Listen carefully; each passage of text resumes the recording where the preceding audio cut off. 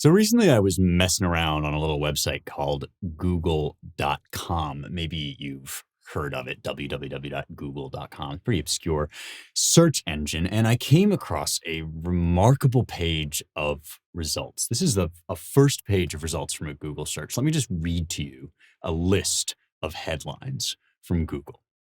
Headline number 1, chivalry isn't dead, but it should be, from the Washington Post. Number 2, chivalry isn't dead, but it should be, from the Daily Californian.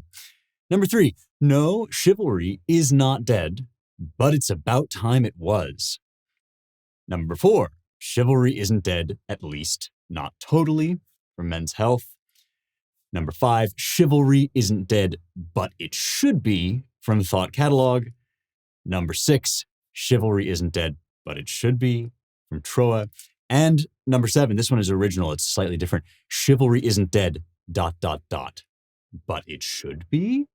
Question mark? I'm sensing a trend here. Let's discuss. Okay, very journalism. Much edgy. So wow.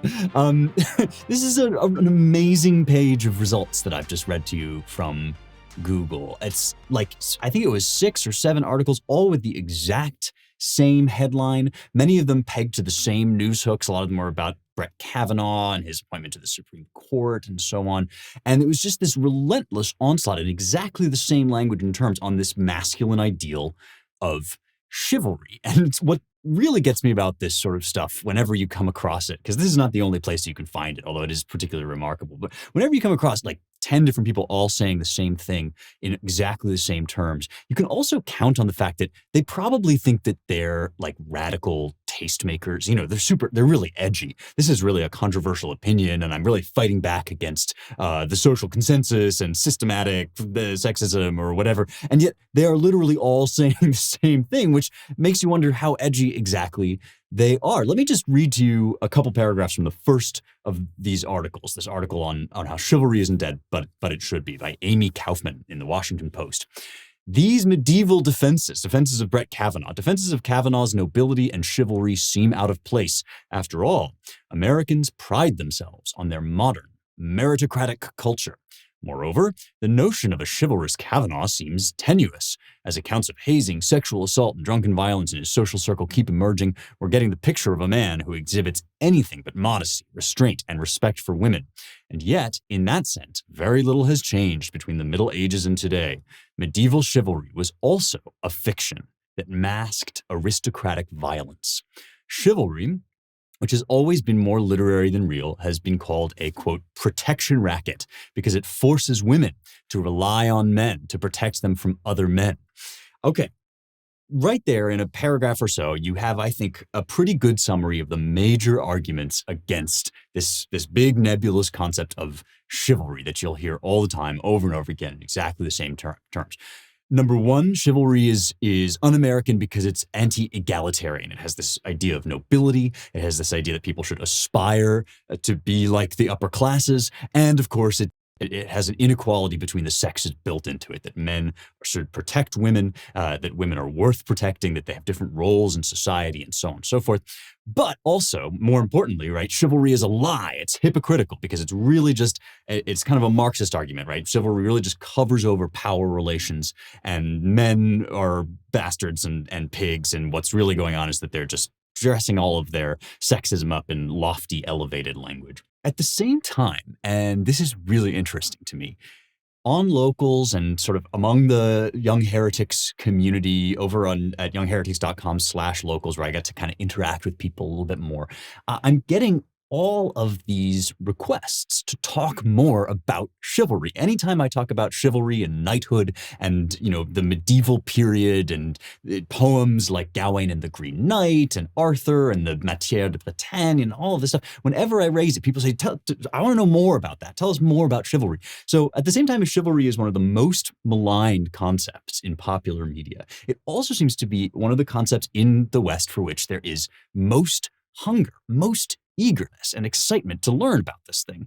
And of course, you know, it turns out that chivalry is much more than a lie to cover over sexism. I don't even think that anybody needs persuading of that. But I do find it interesting that of all the things we talk about on this show, chivalry is one of the ones that people are most excited to learn about. And I think I know why. Let me say why I think this is in just a second. If you're looking for essentials to stock up your kitchen or your home, you got to check out Public Goods. I love these guys. I'm kind of a health nut myself, so what I really like is that their products are just clean. They don't have like the gross chemicals that you sometimes see added in the grocery store or whatever. But they're also super affordable and they look great wherever you are, whatever your design style is. They have this really clean design with, their soaps and their sort of basics in the kitchen and all that stuff. They also have great food. I love their snacks. They have these chocolate covered almonds that I just like, once you pop, you just can't stop. They're so good. And then my cat, Chad Cat, loves their freeze-dried duck nibs, which I just love to say. But it's all really high quality, all very well priced. And you can, right now, if you're a Young Heretics listener, you can go and get an incredible deal, which is $15 off your first Public Goods order with no minimum purchase. That's $15 worth of free stuff. It doesn't matter what you order. You can get $15 worth of freeze-dried duck nibs if you want, or their soaps or their coffees, their sponges, whatever, all sorts of excellent stuff at publicgoods.com, publicgoods.com/heretics, or use the code heretics at checkout. One more time, it's publicgoods.com/heretics, HERETICS, or use the code heretics at checkout to get $15 worth of free stuff from Public Goods. So why is it that everybody, even despite all the attacks on chivalry, all the ways that we're supposed to hate chivalry and think of it as sexist, why is it that everybody wants to talk about chivalry? Well, I think it has to do with this problem of role models. We've been talking about this a lot on the show lately. Do you remember when we did the Shakespeare episode on As You Like It? I was talking about this speech, all the world's a stage and all the men and women are merely players, right? This idea that you're born into a role and you really can't escape that no matter how hard you try. You can't deconstruct your gender. You can't unmake your aspirations or yourself and what you are. And you're born into a world with roles and expectations. You're not just a kind of free-floating individual. And so what you need is wholesome models, wholesome archetypes, wholesome systems for aspiring to greatness. This is why the charge of hypocrisy against medieval knights is supremely beside the point, because the church and the state both knew in the medieval period that chivalry was not a description of how all soldiers acted. It wasn't even a description of how all mounted soldiers who rode on horses, that is chevaux, which is where we get our word chivalry. Not all knights who rode on horses were noble and just and brave and true. And in fact, that's the premise of a lot of the great texts about chivalry, is that,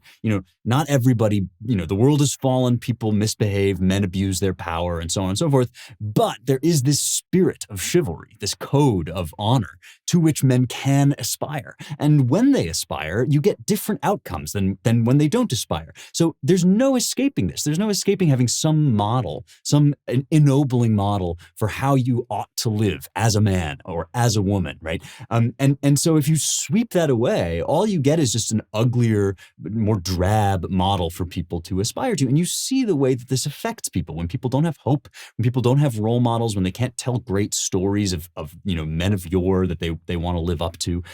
Then they just, they adopt rap stars as their role models and, just dangerous rapists, as their role models. And so of course people go downhill. It's not like you take away chivalry and you take away manhood or maleness. Manhood and maleness are the raw materials that something like chivalry shapes. So if the form is chivalry, then the matter is manhood, right? And so you need both of these things, but most of all, you need some high form of aspiration that you can live up to. And it creates this virtuous cycle, because when people try to live up to chivalry, then their lives provide an example of good deeds. And then you can tell those stories as part of the chivalric code. And that's exactly what they did in the Middle Ages. They would talk about this as an ideal, the chivalric ideal, but then they would also point to people who had lived out the chivalric ideal and use those people as part of the ideal. And that's why this system has survived for so long, why despite all the attacks on it, people still care about it, people still want to know about it, they want to aspire to it. And so what I'm going to do over the next 2 episodes is I'm going to present to you the story of a real person who is sometimes called the greatest knight ever, or England's greatest knight. His name was William Marshal. And you might not have heard that much about him because we don't do too much studying of chivalry these days. But William Marshal is somebody who knew about these chivalric ideals. He lived in the middle of the 12th century and he lived a long life on into the 13th century. And so he knew about the chivalric ideals. He lived in this sort of high flowering of knighthood. But then he himself, by living into those ideals, became an example for others. And he can be, I would suggest, an example for us. So in this first episode, I'm going to tell you about William Marshal. And then in the second episode, I'm going to talk a little bit more about this idea of aspiring to role models, because I think it's super important. And I think we've lost it, or we've even tried to sweep it away and replace our old models with new and I think worse ones. So let's talk about William Marshal as an example of chivalry, because boy, do we sorely need his example today.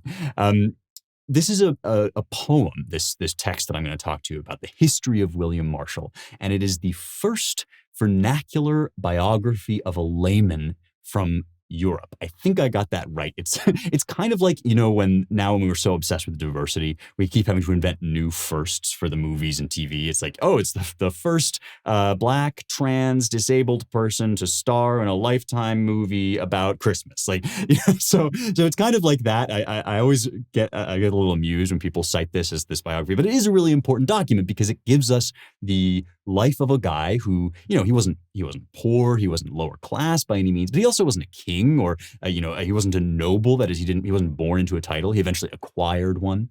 And so we get to see the life of a guy who, wasn't born necessarily into a place of the world's highest honor, but through his aspiration to the chivalric code and through his embodiment of chivalric ideals, lived to eventually basically become the de facto king of England.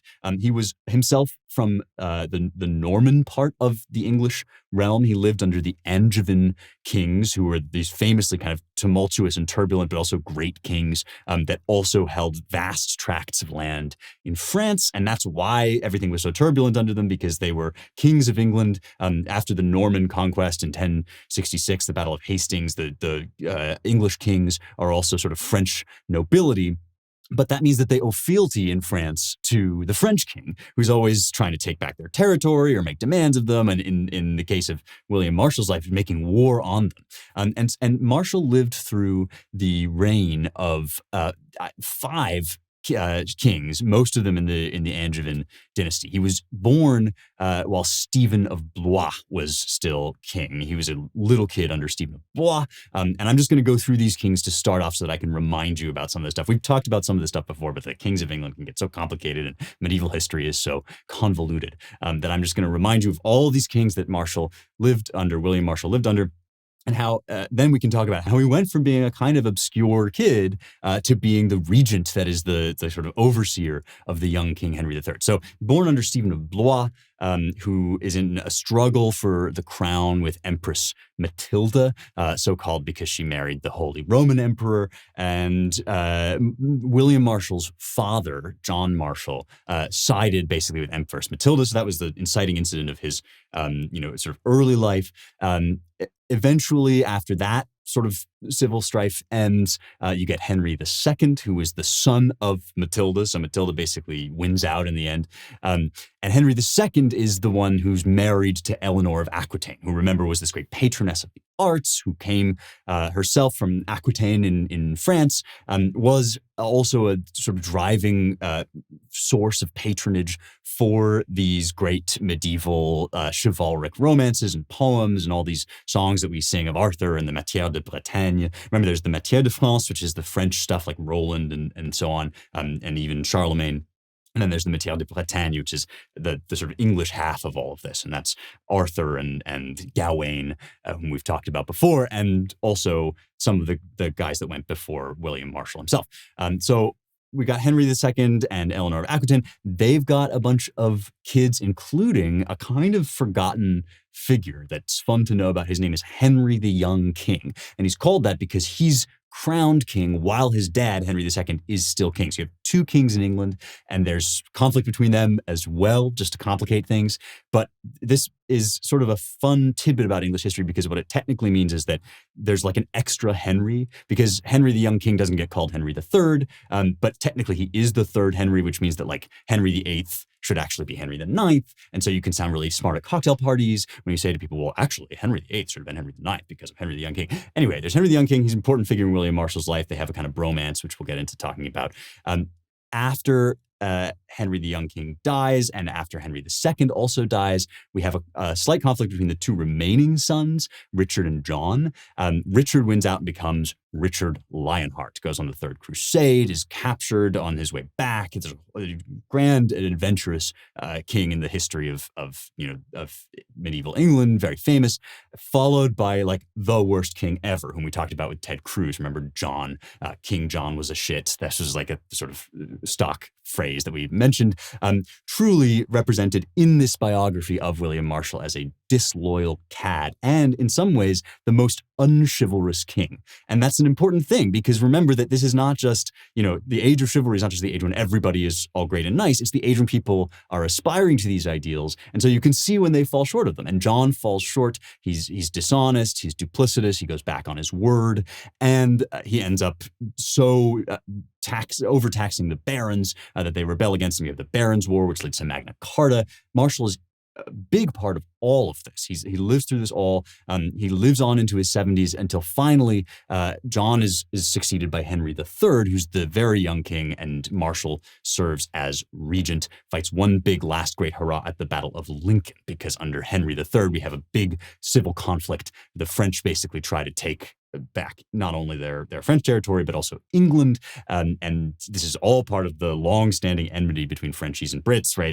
Brits hate Frenchies, Frenchies hate Brits. This has been going on forever. And some of the Brits rebel and go with the Frenchies, and William Marshal, ever loyal, that's one of his central chivalric deeds, ever loyal, William Marshal sticks with Henry III, he's the regent, and wins the Battle of Lincoln and rebuffs the French before dying. So this is a man who lived an absolutely astonishing life. Up to 70 years old, he was always, he was in the front lines or close to many of the most important figures in English history.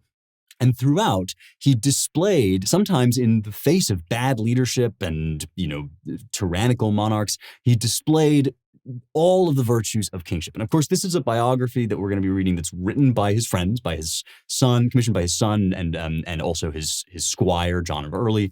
But nevertheless, right, the fact that it is a kind of hagiographical book, that is, that it sort of is, it's a book of praise about Marshal, means that it has to assemble all of this evidence in defense of the greatness of this man, kind of archetypical knights. That shows us what was archetypical for the knights. And also there's a pretty good case to be made that William Marshal is, if not the greatest knight ever, then a strong contender for the position. So let's get into talking about his life, because like I say, it's just an amazing story. Absolutely everybody that listens to this show can benefit from the Ancient Language Institute. If you love the great works of the West, and I know you do, you could love reading them even more in the original languages. At the Ancient Language Institute, they teach Latin, Greek, and Biblical Hebrew. 3 languages, all of which I can confidently say have changed my life. And I'm really confident in their teaching style as well. They do not make you sort of suffer through a bunch of arcane points of grammar and long lists of memorization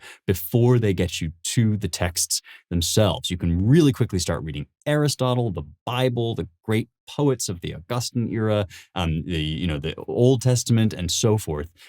With Ancient Language Institute, they know how to work with students from every walk of life and every level of achievement. You do not have to be a PhD student to get something out of this. When you go to ancientlanguage.com/heretics, that's ancientlanguage.com/heretics, heretics. You can get a 10% discount just for my listeners on their tuition when you use the promo code heretics. Start reading the Bible in its original languages, the great Athenian philosophers, the golden age of poetry of Rome, and more at ancientlanguage.com/heretics. And these classes fill up really quick. So go check it out, ancientlanguage.com/heretics. Use the promo code heretics for 10% off. So I said earlier, a second ago, that, I wanted to develop this idea of form and matter, right? This is an Aristotelian idea that goes back also to Plato, but we've discussed that, when you have raw stuff like just wood, let's say, or flesh, you always have to arrange it into some kind of shape to make an actual thing, right? So let's say you have bronze, right? That's the matter. You melt it down, you remold it, you put it in a shape. It's the shape of a dog or a man or a cow. Now you have a real sculpture. Why? Because you have matter, which is the raw material, and you have form, which is the shape or the kind of essence of the thing into which it has been shaped. And everything in the world works like this. Everything has the kind of raw material of itself, and then the shape into which it's guided and formed. And so chivalry is a tool for shaping the raw material of manhood. Men have a lot of innate characteristics. Obviously, everybody's unique, everybody's an individual, and so on and so forth. But in the aggregate, in general, right, men are born with aspirations and certain tendencies. Aggression is one of them, right? Men have a lot more aggression than women, and a desire to be strong, right, and to dominate and to assert themselves, right? All of these things are not inherently good or bad. They're just what men are born with. The good and the bad comes when you start doing the shaping. And so chivalry, the chivalric code, is a tool for shaping. It's a form into which you can shape the matter of being a man. And so if you are born as a man, which of course nobody has any choice over, right, you have to make that decision, right? How am I going to mold myself, cultivate and shape the raw materials that I have been given? What form am I going to shape this matter into? And chivalry is one form, one of the best forms, one of the longest lasting forms for shaping the matter of manhood. And the way the shaping happens is by telling stories of past knights, right? Telling stories like the story of William Marshal that teach us and guide us into how we can live out these high and lofty aspirations and values. So this system, when you get down to it, when you sweep away the kind of nonsense that people say about it, that this was this disingenuous, sexist trope or whatever, it's actually an incredibly sophisticated system that doesn't lie about what men are like. In fact, it takes into account what men are like and tries to shape that toward the true, the good, and the beautiful. Tries to affirm the truly good potential in what it is to be a man.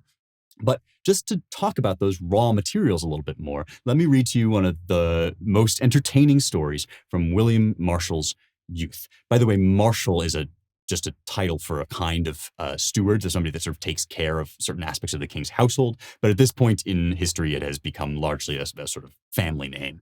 And so William is sometimes called William the Marshal or William Marshal, but it's just his name.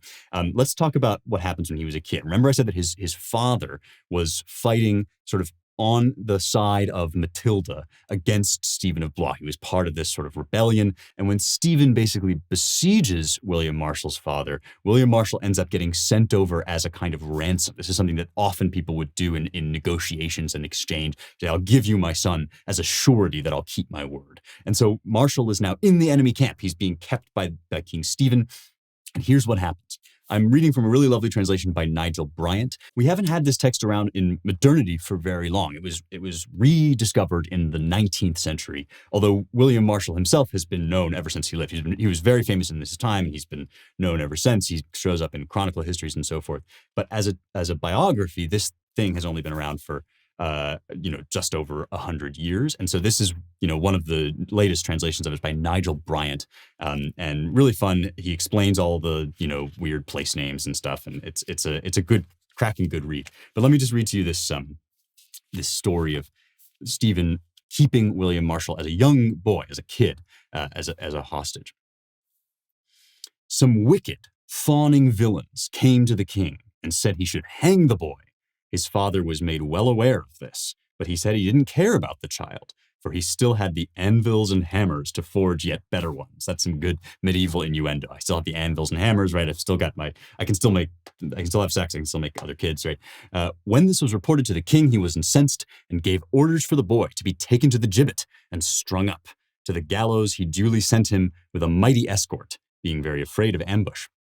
As the child was led along, oblivious that he was going to his death, he saw the Earl of Arundel holding a handsome javelin.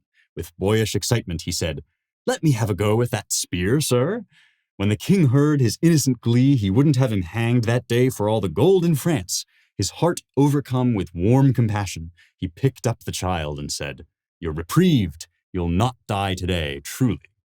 And they went back and rejoined the army, who were readying a catapult to bombard the keep and the surrounding walls. The king's toadies now came and said he should put the boy in the sling and fling him into the castle to shock and awe the defenders. So the innocent child, quite unaware, was led towards the catapult, and when he saw the machine and its massive arm, he took a step back and said, "Oh my, what a seesaw! I must have a go on that." He was about to jump on when the king cried, "Stop! Stop him! Only the hardest heart could let him die this dreadful death. What a sweet innocent he is. Bring up stones and mangonels and bombard the walls and battlements with all the force you can. That'll do more damage than the boy." So it's incredibly endearing and sort of dramatic passage that comes straight out of medieval literature. And there's, it's sometimes impossible to know whether some of these embellishments come from, previous literature that the author had been reading. And that's part of the point that I'm trying to make, is that the stories that we tell, the legends, even the urban legends that we tell, meld with the truth of people's lives to create aspirational literature like the biography, the history of William Marshal. What I mean by that is, we've seen this trope before, right? The king has a little kid that he's supposed to kill, but the kid is so innocent and pure and sweet that he can't, right? We saw it in Shakespeare, for example, in the play about King John. But also, we know that trope must come from somewhere. It must be based on life. And what it's based on here is the reality, at least in Marshal's own recollection, William Marshal's own recollection, that this was something that happened to him, that he was just sort of so delighted by war. He thought that, fighting was really fun and cool. And of course, boys are still like this, red-blooded young boys still love to play with guns. They love to play with soldiers and so forth. It's one of the things we try to stamp out of them, but that's another kind of formation. That's another sort of form. The anti-chivalric form is where you look at a boy, pick up a gun, and you say, "Don't do that," right? That's wrong and bad and villainous, and it just, you need to crush that out of you, or you need to play with dolls or whatever.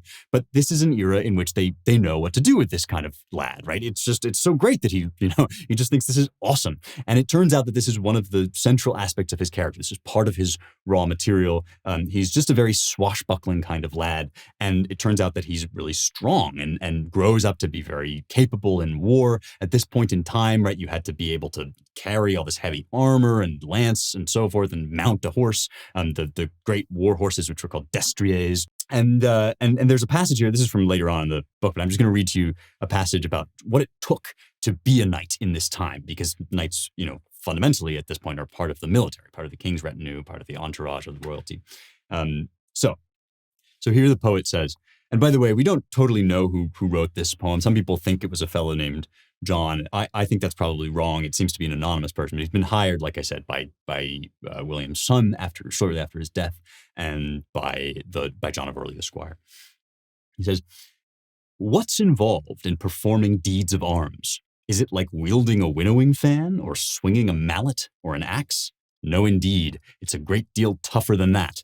Most men can rest after laboring a while, but the work of a knight, it's a mighty business, demanding courage and so much application that none of little worth dares undertake it. But are all knights the same? No. There are quite a few who perform no deeds of arms, but swan about all high and mighty.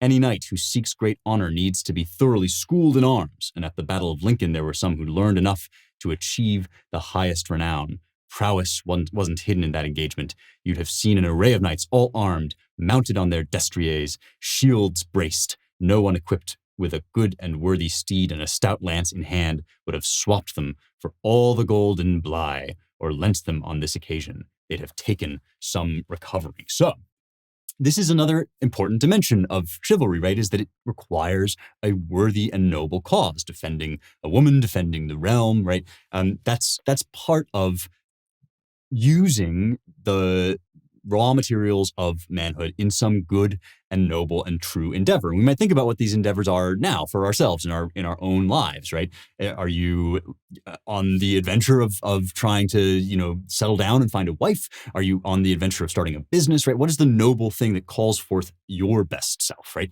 And this is part of the story of chivalry, is that these battles, which took incredible physical strength, were the proving ground for people to show their knightly qualities.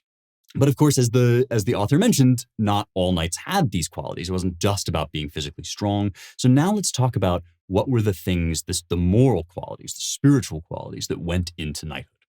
You guys, we have a new sponsor. I'm super excited about these guys. They're my pals, Gold River Trading Company. They sell tea, which is awesome for me because I fell in love with tea in the UK.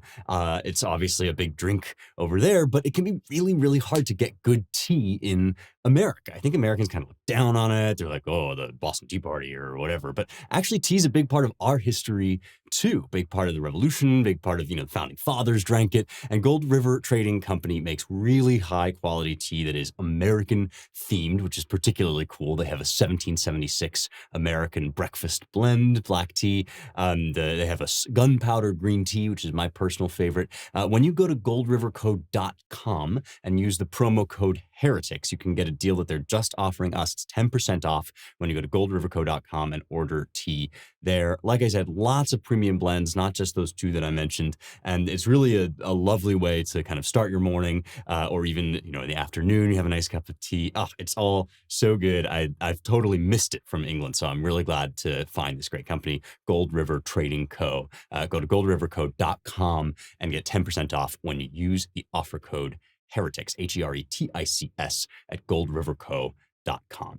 So in order to help us get into this idea, right, what were the moral qualities that were used in chivalric literature to shape the raw material of men, right? We know that there's a certain kind of manly energy that's required to just, get involved in this whole endeavor. We know that it takes a certain kind of grand scheme or project that you have to bring that to. And we know that it takes a certain amount of physical training and strength, all things that, men still can aspire to. This is why, I'm so big on going to the gym, is not just because it's like a fun thing or it makes you look good, but rather because the looking good and the funness of it are connected to something deeper and more spiritual. And so the next step in chivalry is to kind of elevate these ideas into more spiritual qualities and ask, what are the higher ideals that this all leads towards. So I'm going to read to you now a passage from the Book of the Order of Chivalry. This is one of the most famous handbooks for what the chivalric code even is, written shortly after Marshal himself died. And so Marshal may well have, the example of men like Marshal would be a good sort of inspiration for this fella. Ramon Llull, which is a Mallorcan poet, lives, like I said, in the late 13th and early 14th centuries AD. But here is a passage, chapter 2, The Origins of Chivalry.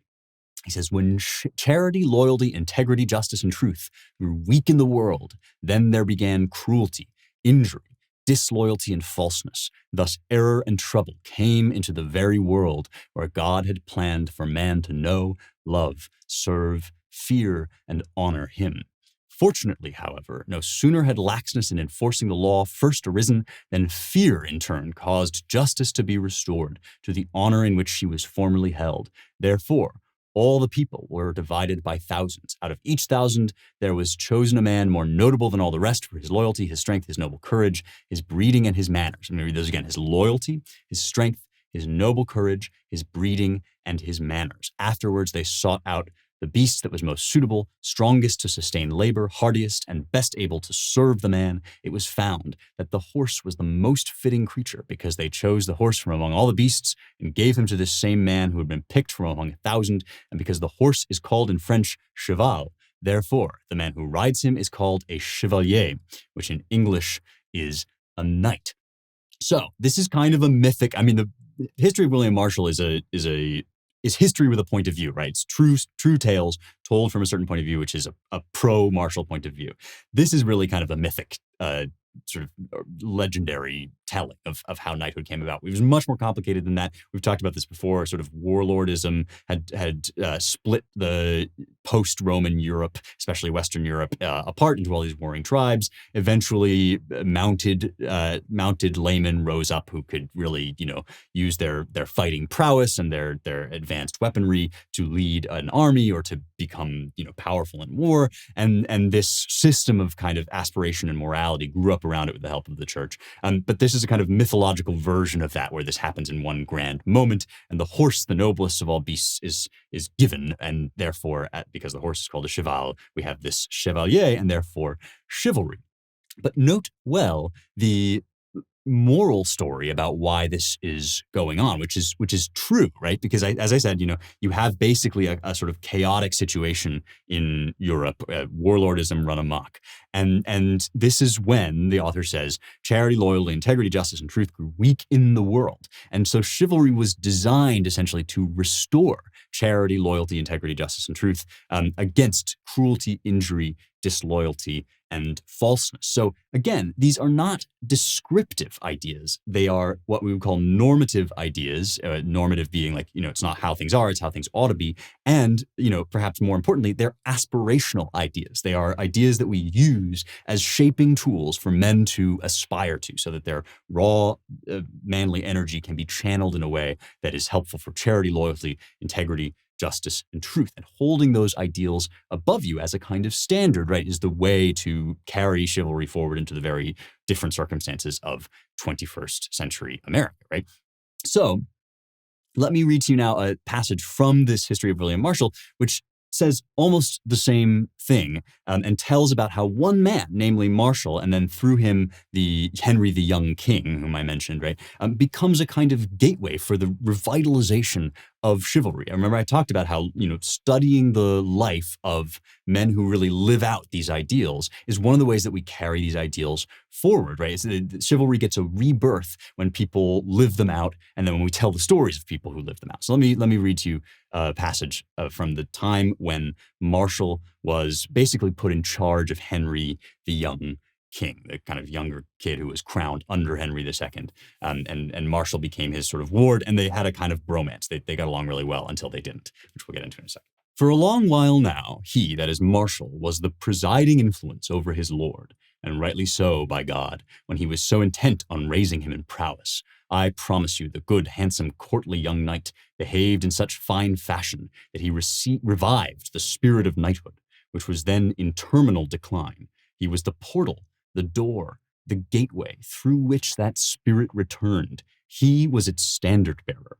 Its standard bearer? Yes, indeed. How so? Because at that time the greatest lords did nothing for budding knights, but the young king was the flower, the epitome of knighthood. Attracting good knights to him, he wanted all knights of quality to join his company. And when the great lords, who at that time were achieving nothing of note, saw what he was doing, they realized how wise the young king was, for without able support, no king or count can prosper. Now, we can draw some very important messages from this passage, right? Note, first of all, that the time period that the author describes is one not unlike our own, in which chivalry is in disrepute, and it takes two things to revive it. One is personal commitment, men who step up, right, to live out the ideals of chivalry that have fallen on hard times. And another is institutional support. Of course, in the Middle Ages, that meant, money and gear, right, horses and so forth that you needed from your lord, right? And Marshal is raised up in the world largely by the patronage of the Angevin royal family. But it's through his influence that royal family becomes what it becomes, at least with Henry the Young King, which is a gateway. He says a gateway into chivalry, into the for chivalry into the world, right? And so here are these qualities which we got from the guidebook, right? Integrity, loyalty, and charity. I'm going to read to you now just a couple portions from Marshal's life that exemplify these characteristics and show how living them out, right? He basically revived them in the world. This is, first of all, integrity. What's integrity? Keeping your word, being true to your word, right? So this is again from Henry the Young King. famously, right, these young kings always have problems with money. This is going to become really a problem under Henry III when Marshal is regent. But with Henry the Young King too, he's always going off to tournaments, which are these kind of big war games, right, where kings and knights fight against one another. Not always, hopefully, indeed, to the death, right, but as a kind of practice and as a sport. And so Henry and Marshal kind of go off on all these tournaments. They do a great job. Marshal is so skilled that, there are really a lot of great descriptions of his success on the battlefield. But money is tight, right? This is not a time when like the monarchy is this established institution. It's been passing from hand to hand, and it's always about levying taxes. This is part of why King John would eventually run into trouble, right? But here's what happens when Henry the Young King incurs debts. The young king now traveled to many lands in search of honor and renown, and won a good deal with his inexhaustible generosity. Always eager as he was to answer the demands of fools and the wise alike, he couldn't help himself. He was unable to refuse a request. He was possessed indeed of every noble quality, for nobility is born of a good heart and flourishes therein, fulfilling every command of largesse. For it is in the house of largesse that nobility is nurtured. These are capitalized in this translation, and I believe in the original text as well, these kind of ideals which have almost a personality to them, right? It is in the house of largesse that nobility is nurtured. And where did largesse reside? Tell me where? In the heart of the young king. She resided there as long as he lived, but was bereft when he died, I've heard. Now she's a widow without a dower. The truth is that in castle and city, wherever he went, the young king was so free and lavish with his spending that when he came to leave, he struggled to settle his dues. At the end of his stay, they'd come flocking, all those he owed for horses, clothing, food. You owe this man 300 pounds, they'd say, 100 to him, and 200 to him. That makes 600, said the clerks. Who's going to pay? One of the agents said. My lord hasn't the money on him, but you'll have it within the month, said the marshal. Truly, said the burghers, if the marshal gives his guarantee, we're not worried at all. It's as good as being paid. Now you can see the honor and grace that God and his goodness bestowed upon the marshal. In cases such as this, no respect or credit was shown to barons, counts, or vavassors. This is a kind of lower, a lower official or fellow in the chivalric order, right? But the marshal, with no revenue or land behind him, was entirely trusted, simply on account of his character, known to all. God, what a great thing it is, I'd say, when prowess, goodness, largesse, and wisdom are all found together in one man.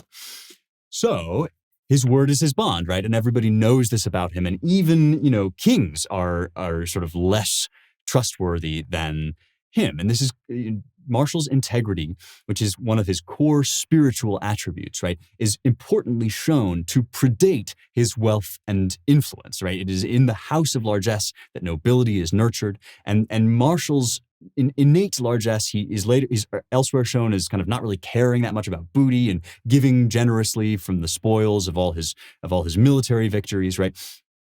That in itself is what leads him into these places of renown and influence. Ultimately, eventually, he's going to be married to Isabel de Clare and become an earl, right? He gains land from out of this. He gains land in Ireland and all sorts of wealth, right? And becomes himself the Earl of Pembroke. But this is, the British at this point are working out, right, this distinction between personal virtue and their system of landed nobility. And this is why the attack that I read at the beginning of this episode on chivalry as an inherently aristocratic idea is right in one sense and wrong in another. Because of course it's true that in America, right, we don't really believe in like landed nobility, although of course we do have inherited wealth and so forth, right? But we don't believe that, some guy who's a count is like inherently better than me or whatever.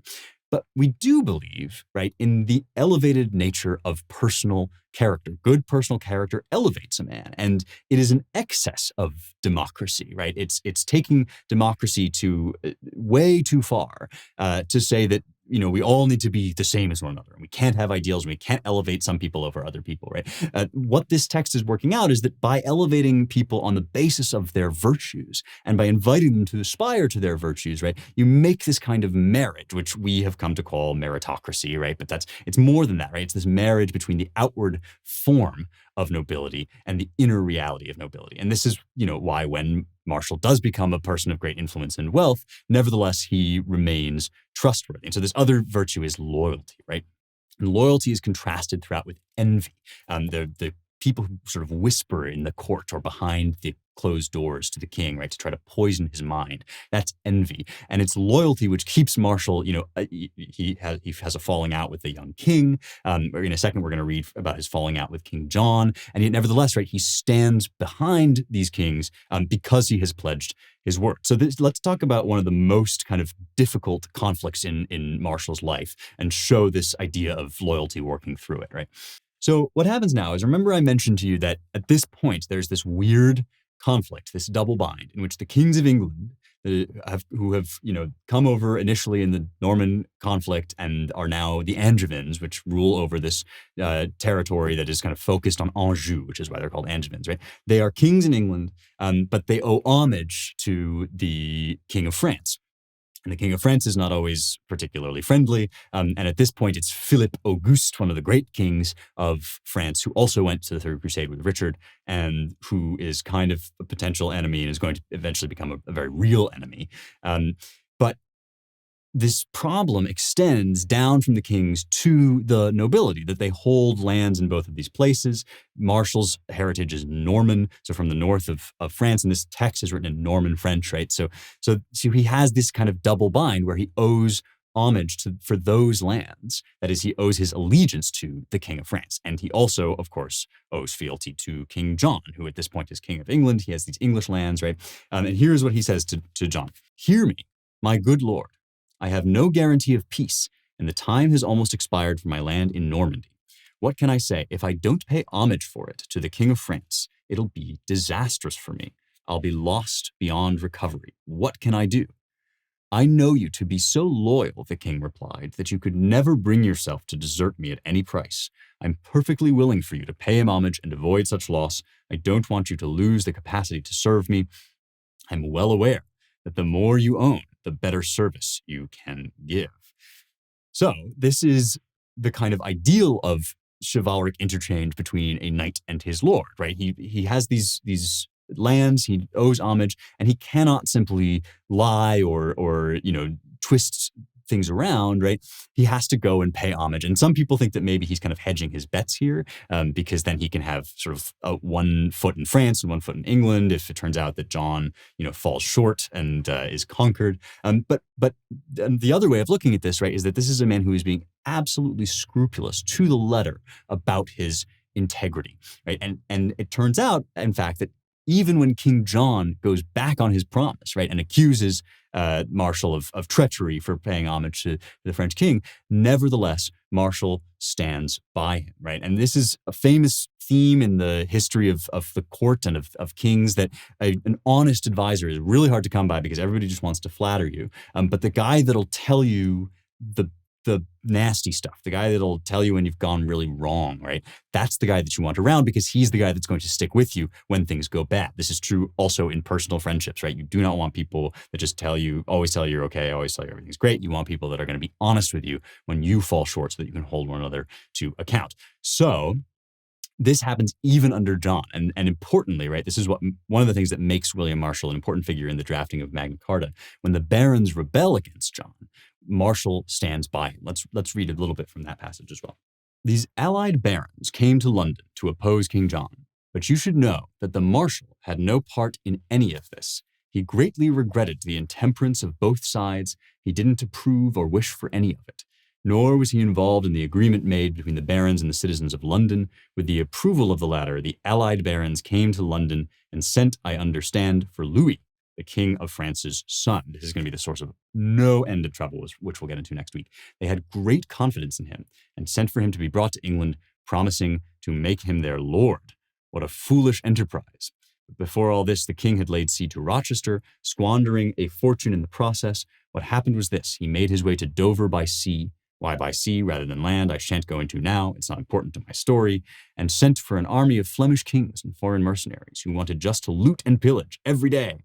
They weren't interested in advancing his campaign, only in ravaging his land. That was clear from his treasury. In 5 weeks, he'd spent all the riches and the money that he had. But that's what happens when you carry on like that. You throw money around with little gain and get involved with the wrong people. It doesn't take long to be cleaned out." But he stuck at it anyway and took Rochester by force. It's worth saying that once the king was out of cash, few of those who'd come for money hung around. Off they went with their booty. But the loyal-hearted, constant Marshal stayed with him through the darkest, hardest times. He wouldn't desert him, and his heart never wavered. He served him in good faith as his lord and king. He never left him till the day he died, and I declare he stayed with him and his followers even then, in death as well as life. Good and loyal man that he was. It's a proven fact, very frequently observed, that no matter how much he'd been treated by the king, he could never be persuaded to forsake him. That note, which comes a lot in this poem, very frequently observed, is a way of citing sources, right? He often does cite specifically sources for his information, but he also just says, look, everybody knows about this. I'm not, if I'm lying, you can call me out on it, but everybody will tell you that this is true, that William Marshal was punctilious about his loyalty. And that tells you something crucial as well, which is that chivalry is not dependent upon the goodness of the people that you are serving. This is like seek the good of the city in which you find yourself, right? Marshal has a code that he is living up to, a punctilious code of honesty, integrity, and loyalty. Right? And he is going to stick by that even when the country dissolves into civil war and even at great personal cost. And John, I don't think, knows it, but he owes even his kingship in part to this honesty and punctiliousness about the rules on Marshal's part, because there was also a succession crisis when John came up between him and Arthur of Brittany, who was his nephew. We talked about this when we talked about the play King John, right? He ended up probably having Arthur of Brittany killed. But Marshal had supported John's ascension to the throne, even though he knew that John was a terrible guy. He just knew that was the rules, right? And so he was preserving the integrity of the crown long term. And that's the same thing that caused him to stick by his guns, even when he had to go, sort of play this weird double game with the King of France and the King of England. And one of the things that this poem shows is that if you stick by your guns in the moment, right, and you let go of the thing that it hurts you to lose, right? It so hurts you to lose that promotion when you have to lie about what you believe. It so hurts you to lose that job because of the vaccine mandate. Whatever it is that you're there to lose, right? It shakes out in the end. That's what the poet says, right? The people that had come for money didn't stick around with John, but the people who were there for loyalty, for these higher ideals that go even beyond the reign of any one king, those are the people who stick around to the end. Loyalty, charity, and integrity, right? This trio of knightly virtues. There are others, of course. We could go on, and we will next week. But the point of telling this story, right, is to show you that even though the circumstances of medieval England are completely different, right, the spirit of chivalry remains the best tool for shaping the raw material of manhood into what men were made by God to be. And it's not about sexism on the one hand, and it's not about hypocrisy on the other hand, because we all fall short of this. Even William Marshal, right? The point of telling his story is not to imagine that he was some perfect person, right, but to show how a real, normal human being can live up to these ideals and then become an exemplar for the ages. That's why we still talk about him. That's why he was the greatest knight. That's why we make statues to him and, carve his face in his tomb. And these positions of honor aren't just there for the guy that we honor. They're there for us. The Romans called this the mos maiorum, right? The recollection, the looking back to the great things of your ancestors, even if you're lionizing them, beyond, making them larger than life, right? That's part of the point. The point is not, well, of course we know that these people were flawed, that they fell short of things and so on and so forth, but we honor them and we show their good qualities and we elevate those, because that's how we ourselves draw ourselves up higher. The worst excess of democracy is to just, hate people who are better than you because they are better than you, right? You're no better than me. We're all, in a meritocratic society, like that article I read at the beginning, right? That's not the way at all, right? The way of chivalry is throughout the ages to elevate the past examples of these great men so that you can live up to their example in your life. Loyalty, charity, integrity, all these things endure, right? And can be lived out in the here and now. You just have to own it and you have to aspire to it. Next week, we're going to talk about the great battle of Marshal's life, the Battle of Lincoln at the age of 70, when he was basically the King of England. And we're going to talk some more about this idea of aspiration, right? And what honor does to a society, how you become what you honor. So we're going to talk more about social constructs and aspiration and honor and chivalry next week. I mentioned at one point that your side hustle, running a business, can be an important element of living out chivalry in the modern day. Well, if you are hiring, you need Indeed. Anybody that runs a business knows there's just a ton of stuff involved, and you're in it because you're passionate about it, so you love doing the research. But what if you don't have time to really go searching for the perfect candidate for your job? That's when it's time for Indeed. If you are hiring, you need Indeed, because Indeed is the hiring partner where you can attract, interview, and hire all in one place. They partner with you on every step of the hiring process, which is great. It makes them a one-stop shop. You can find great talent through time-saving tools like Indeed Instant Match, assessments, and virtual interviews. Soundfront, the company that makes this podcast, uses Indeed. So that's how we find our best talent. Obviously not me, but other people like the camera operators and the directors, right, are all found through Indeed. They do phenomenal work for us. Indeed is the place to go to start hiring right now. And if you're a Young Heretics listener, you can get a $75 sponsored job credit to upgrade your job post at Indeed.com/heretics. This offer is only valid through March 31st. So go check it out ASAP. It's a $75 sponsored job credit at Indeed.com/heretics before March 31st. Indeed.com/heretics. Terms and conditions apply. If you need to hire, you need Indeed. For now, let's do a mailbag question. Mailbag questions come to me on Locals, which is the VIP place where I was given the idea for these episodes to begin with, because I get to interact with people. They get to take these principles deeper. We talk about how to live them out in our lives. It's youngheretics.com/locals. And I really do think you will love the stuff we do there. Come check it out. You can get a month free now off of your annual membership with a special offer key just to this episode using the code Chivalry, CHIVALRY. Chivalry. You get a month free. Come join us. Here is a mailbag question about recommendations for modern books to read. Here's a mailbag question from Kate.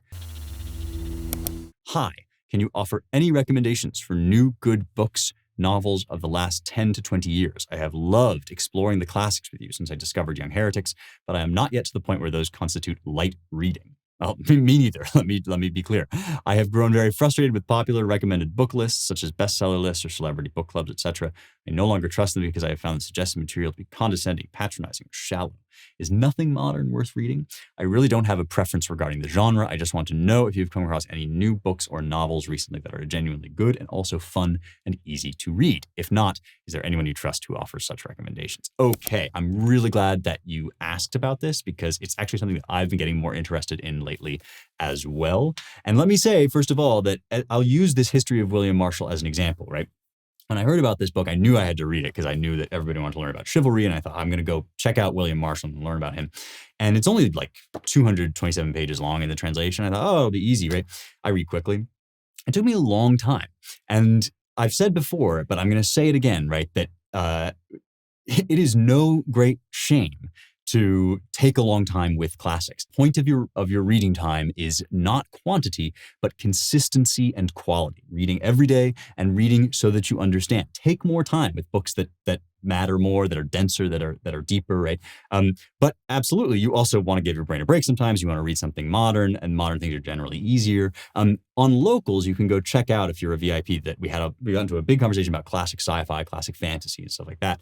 You can go check that out in the comments to Kate's question. But I'm going to talk about something a little bit different, which is, what do we read modern novels for, besides just to give our brain a break? And I think it's actually something different from when we read classics. When we read classics, we want to get the best of what's been thought and said, right? We've talked about this before, that there exists this repository of wisdom and wealth and literary output from the West that we keep with us because it contains these distilled realities, right? That we can't get any other way. Like the life of somebody like William Marshal, right? That time is gone. And even though the values that he lived up to endure, right? The time that he lived in is gone. And the only way we can get back into it is with this, gem of literature that preserves the time and the wisdom of that time for the future and for posterity. That's the point of reading classics. That's why they enrich you so very much. When you're reading modern stuff, you have to remember that process of winnowing hasn't happened yet. So there's just a ton of stuff out there, right? And a lot of it's going to be junk, and that's okay. You're not going to knock it out of the park every time. One of the great things about classics is if you read classics, you kind of know that you're going to be reading something worthwhile, even if you don't like it. When you read modern stuff, you're not going to have that guarantee, and that's okay. Instead, what you're doing is you're participating in the life of the time that you're currently living in. And even if that's kind of a degraded time, and even if you say a lot of stuff is crap, nevertheless, right, you want to know what's going on. You want to see what the voices that people are currently listening to have to say. That having been said, yeah, there's no point like looking at those 100 best lists. I always find them really awful as well. And they usually come with like, the how to like win friends and influence people or whatever sort of self-help garbage. And I think real literature is better than self-help because it's not just about like what you should do. It's about what you are. And so that's the first thing. You're not looking for greatness, but you're also not looking for schlock or wastes of your time. And so one thing I like to use modern literature to do is to explore the inner life of people who think differently from me. And that's obviously important in classics too, but in modernity, we can get so head up with our political categories. And I, am such a political person that I can kind of forget that there are smart, sophisticated, sensitive people out there who see the world entirely differently from me. So I'll give you just an example. This isn't necessarily somebody you should go off and run away and read, right? Sally Rooney is a kind of a Marxist Irish novelist. Her most famous novel is called Normal People, but she's got a couple other ones out, including Beautiful World, Where Are You? I recently read her simply because the literary world was talking about her. When I looked at like the New York Review of Books, the London Review of Books, whatever, there were references to her. People seemed to be paying attention to her. And I wanted to know, like, what does the world look like to somebody like that? And you learn a lot this way, actually.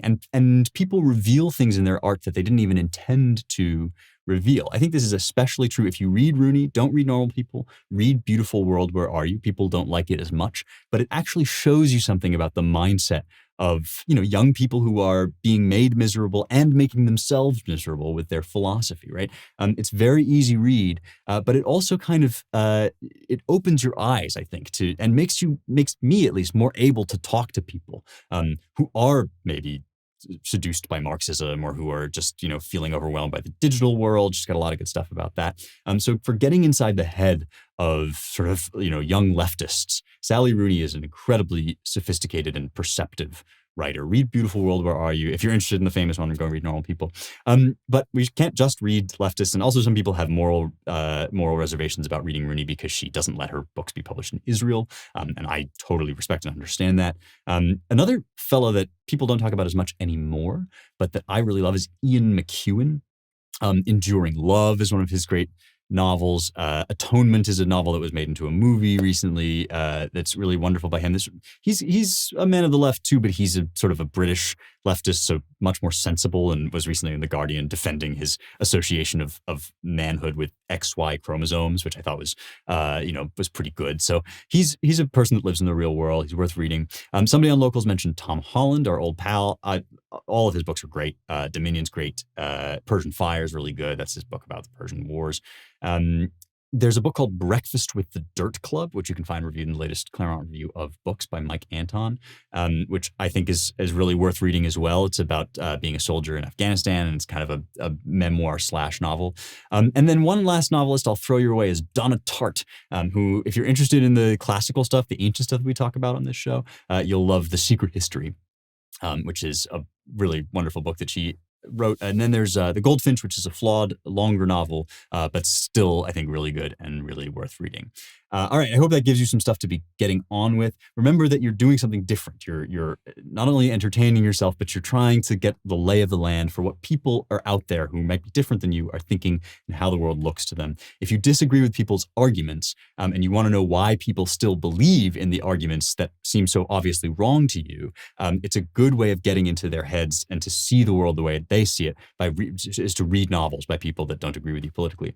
That's it for me this week. We'll be back next week with more Chivalry. If you like this work, you will love the Claremont Institute, where we publish the Claremont Review of Books in the American Mind. You can go to claremont.org/donate and help support our work in defense of the American idea. I do some writing there, as do many other even smarter people than me. Check it out, claremont.org/donate. And thanks, as always, for listening. You guys, if you like this show, it would really make my heart happy if you would share it and review it. Give us 5 stars on Apple Podcasts. Tweet about it. Let people know. Spread this message if you think that it's worth spreading, because that's how the show keeps going, is with people like you. I'm so grateful that you are listening. I love doing this show, and I hope that you will spread the word wherever you can. That's it from me. I will see you next week for more truth beauty and the stuff of